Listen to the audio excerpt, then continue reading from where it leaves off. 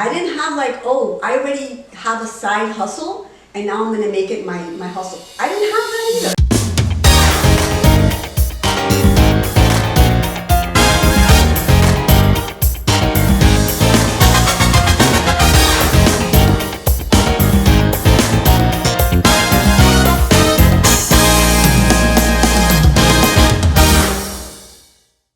Hello, this is Dr. Joy again, here with the fabulous Sally Villalba from Sally V Enterprises. Welcome, Sally. Thank you, Dr. Joy. It's a pleasure. So, we've been talking for a while, right? And I'm so glad you're here because you too have had the courage to leave corporate. Yes. And to move on with your life. And by the way, this whole series is about women who want to leave their corporate job but are afraid to. Afraid of losing money, afraid of losing friends, a way of life. But these women have taken the leap of courage and have done just that. So tell us a little bit about your journey. I have spent about 10 years in corporate outside of the United States in different big multi-global corporations. And when I moved to the United States about 20 years ago, was caused of my divorce. I moved countries. We lived in the Caribbean. And I moved here with my 2 children, and my old grandmother was helping me out, and me, like nothing, absolutely. Everything I sold, $3,000, and with that I managed to buy a $2,000 car and have the other $1,000 for whatever needed to happen. And everybody used to tell me, "You're crazy, what are you doing?" And I was like, "I'm gonna be fine. I have my degree, I have my experience, I have my 2 hands in my head," and it's just, there was no space for fear. Like, I really didn't feel like anything was gonna go wrong. So I started my career here, and it's funny because I started in banking, something that I really never wanted to do in my life. I was a business major in marketing and all that, and I worked in a lot of big projects in big corporations, and I said, okay, I'll just stay in banking until I get my feet wet and I go to the company that I really wanted to go to. It was one of the big ones, Colgate or Johnson & Johnson, which is the companies I used to work for. And there goes the fear factor, right? You have 2 children, you are divorced, you're in this country and insurance and all these things, and I really had no idea how the banking or even the taxes and everything in this country worked, because I didn't live here for that.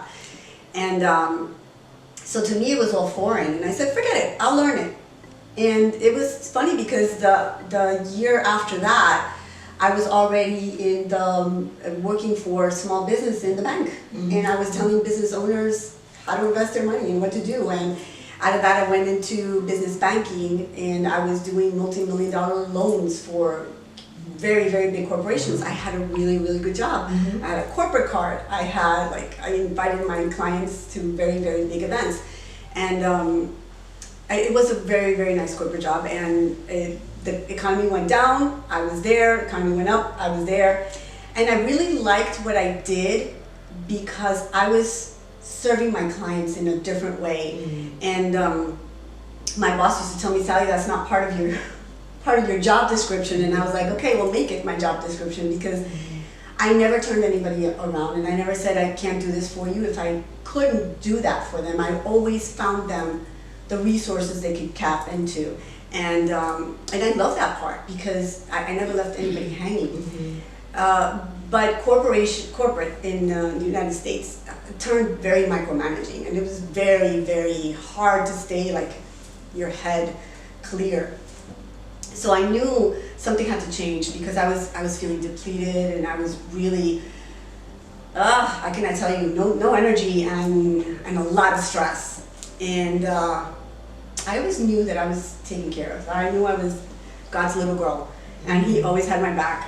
And I just was feeling this, and it was one year, 2011, that everything just really started to just like, this is gonna end, this is gonna end. It took me 2 years to end it. Like in 2012 was really when I walked in out of my last vacation of the year, and I said, oh my God, I can't do this anymore. And it's not like I really woke up with the idea, like today, it's the day I'm gonna quit. It was just like, oh my, it's like I got here. Like I've arrived to my last day, and the next day I called my boss and I just said, look, my heart is not here, hasn't been here for the last years. I'm not here. Wow. And she goes to me, so what bank are you going to? Like, I'm going to Sally's financial retreat. Like, I need a detox. And it was funny because I said that in my savings, I said I have 6 months. I can detox for 6 months or less and get myself going to wherever it is I'm going to go to. And but God had a different idea for me anyway, which is great because a lot of people told me I was crazy. I was the sole breadwinner of my house, a single mother of 2, and I quit a very, very lucrative job that looked like it had a very good future, and my team was great. I'm connected with them today, but my heart, my soul wasn't nurtured. My heart wasn't there, and I wasn't serving at the capacity that I knew I could serve my clients, my corporation, my business, or me. So it came to a point where I just said, how do you see yourself, Sally, in a year from now, 5 years from now? Is this what you want? And if it is this what you want, how things are right now, what's it going to look like for you in 5 years? Like, your health is going to go down. Like, how are you going to see yourself? And I said, forget it. I don't want to see myself. I want to shine. I want to breathe. I want to live. I want to live with my kids. Like, I missed out on years of their growing up because I was working so hard. And I just jumped. Well, thank God you did. I mean, you took the leap of courage to leave something that was no longer serving you or in alignment with the higher power that is within you. Yes. Yeah? And that Absolutely. is what courage and faith is all about, because you can stay at, I told a friend of mine, you can stay too long at the fair. Oh yeah. The rides have shut down, you know, even the peanut man has gone home. And you can still stay there. And you're still there trying to ride that horse around. I mean, you know what the and funny around. thing is that a lot of my coworkers were wanting to do the same. And they were like, I don't know how you did that, and where did you find the courage? And I was like, when you look at what is really important to you for yourself, this is my survival. I am fighting for my survival here. Am I gonna live a life that I'm happy with, I'm content with, I'm gonna be shining on, I'm gonna be showing my children a good role model, or I'm gonna be showing my children how to really stand up for themselves, or am I gonna be shut down by fear and become this bitter person? Because you do get bitter. You're bitter, you're stressed, your family feels it, your spouse feels it, like everybody around you feels it, you're exhausted, your body tells you that. So you choose. And I would say it's not even, the choice I saw, it wasn't about courage, it was about faith. It's like, who do you believe yourself to be, and who do you believe yourself you can be? Because you can actually be whatever you want to be. You want to be that fearful woman that is standing behind a desk hating going to work every day, or you can look for something that makes you feel alive. So it's a choice based on faith in yourself, faith in the higher power, faith in what you want to create for yourself, because we all are creating for ourselves. Absolutely. We're born to create. We're creators. We're innate creators, and we create every time we open our mouths. Every But time. people don't realize that the words that you speak actually create your world. Absolutely. Right? And Whatever it's so you important. come out, because you can say, for example, today is going to be a bad day. And guess what? It will be a bad day. Absolutely. Or Yes. you can say, today is going to be awesome. And that everything lines up for it to be awesome. Yes. And people, this is when you're really connected to God. It's called walking with God. Absolutely. As He walks with you. Right? And you feel Just it. Exactly. And you feel it, because I remember the day that I quit, and God has so many ways of telling me that and I'm still asking Him, are you sure I'm in the right place? And He keeps on sending me these beautiful messages. But the day that I quit, I remember I hadn't noticed, but my desk was, my office, I'm sorry, my office was already clean. Like all my things were already out. Like I had been cleaning it out for months and I didn't even realize. So I just had like one box. Yeah. And when I left, there was this gentleman and he used to go every week to clean our cars and wash our cars. He was a beautiful soul. And when he sees me with my boss coming out, he looked at me, he goes, "Did they fire you?" I'm like, "No, I'm choosing to leave." And he just looked at me and he said, "I want to pray over you." And we both bowed down and we prayed, and this gentleman did the most amazing prayer for my future. And that's when I realized that the step that I had just made was so in tune with what I really need to do. And that was the first time I started to cry, like, "Oh my God, I'm free." Those were my words, "Oh my God, I'm free." And I was just like crying nonstop, but of joy. I wasn't crying because I made a bad decision. I was crying because I was free from a bad decision. Yeah. And I went to the park, I took my shoes off, and I just started walking around in the grass. And I was laughing, and I was crying, and I was laughing, and I was crying. And the word that came to mind, trying to describe what I was feeling, was emancipation. And to me, that word has accompanied me. It's like I was emancipated. I just like broke the chains of that, and I just stepped into a new version of myself that I wanted to create. And every time I doubt, I go back to that space. I go back to that park. I go back to that man. I go back to that moment, and it's just a reassurance of whatever it is that I'm doing, that I'm feeling happy I'm doing, it's okay. Because I did not leave saying, I'm leaving because tomorrow I'm going to another job. I didn't have that. I didn't have like, oh, I already have a side hustle and now I'm gonna make it my hustle. I didn't have that either. Like I had nothing. I just had the knowing that whatever it is I wanted to do, where I wasn't it.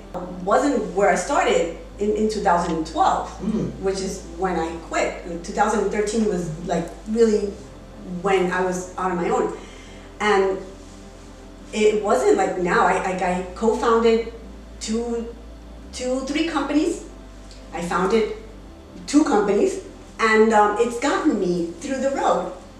Let me just stop right there, Sally. You co-founded all these companies, right? I want the viewers to know, just because you co-found a company, doesn't mean that it's going to be successful. Oh, absolutely not. I mean, you just want to let the viewers know that it's trial and error. It's trial and error. It's trial and error. And I wouldn't even say error. It's just trial. It's trial. Because at that moment when those companies were founded, they were perfect. And I still have an idea of bringing them back at some point, because one of them was an entrepreneur academy. Another one was an online radio station. Wow. And we had that radio station for 3 years. And it was all about business. And it was great. And I had a show. It was called Women in Business.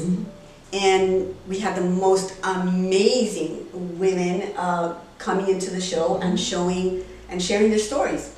And my show was called Women in Business, Stories That Matter for Women by Women. And it was stories. Like the most important thing that I got out of that show was inspiration, which is what I wanted to share. It's like I have this woman that is a mega global franchise owner, and she is telling you that you will probably won't meet her, but through the airways, she's telling you, I started as a battered woman, I started in a shelter, I started here, and I did this. So, you know, those stories are the ones that like inspire, and they tell you, you and I are the same.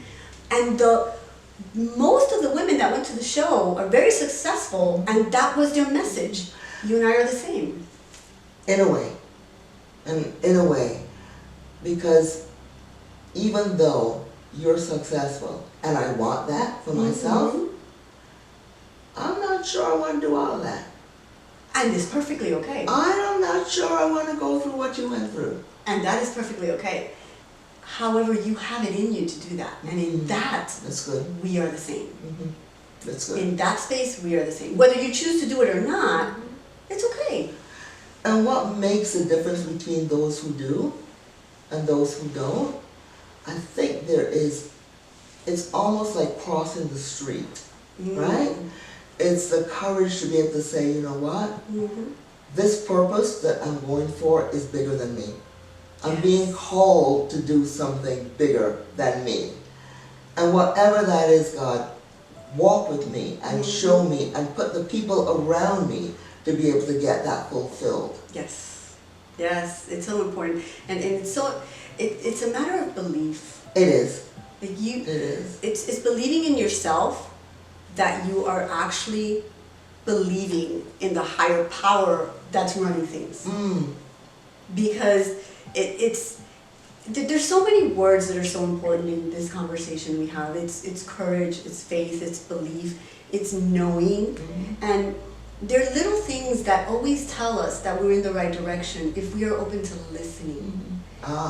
If we're just open, if we're like, there's a little bit there that you say, oh, okay. And every time there's a message that is being delivered, you also have the choice to listen to it, to not listen to it, or to make something else out of it. I like what you said because listening is completely different from hearing. Oh, absolutely. You can hear a lot of things. You can hear a lot of things. But listen, it requires you being able to connect on a deeper level. Yes, it's an embodiment. It just it fills you up inside, and it just puts you in a space for you to know that the next step that you're going to make is okay. It's okay. Tell us about Sally V. What is Sally V about? Well, Sally is about so many things, in fact, because everything that I've gone through, divorce, with my children, moving countries and being alone and doing all these things and starting in the financial industry and getting all these certifications about doing so much with small business, like everything compiles, like everything teaches you something and everything brings you to the next level. So I started off when I left corporate America with clients calling me back saying, okay, you're not in the bank anymore, but you still can help me. So I started consulting in that area and I was like, okay. So then I started for free. It's like, I'm gonna help you. Like, how am I gonna charge you? And then one of my clients actually told me, you can't be not charging. Like, I'm not gonna have you here if I don't pay you. And then that started my business. I didn't even know, and that started something. So consulting, and I've always loved training. In the bank, I was always a spokesperson for every single thing my boss never wanted to go to. So I was always in panel discussions. I was always representing in everything. And then I said, well, I like this.